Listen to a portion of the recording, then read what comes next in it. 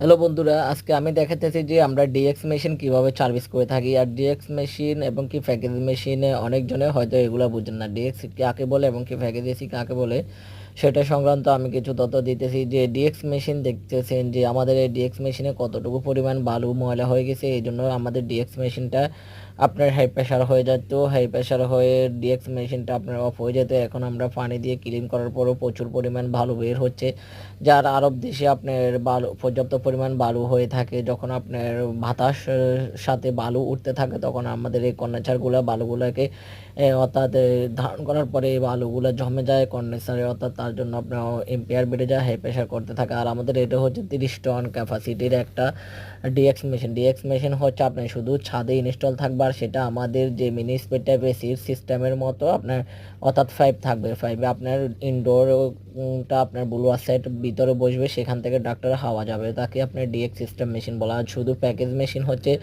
যেটা আপনার ছাদের উপরে দুইটা ইনস্টল থাকবে, পাশাপাশি আপনার কুলিং চেম্বার এবং কেউ হট সেট চেম্বার থাকবে, তাকে আপনার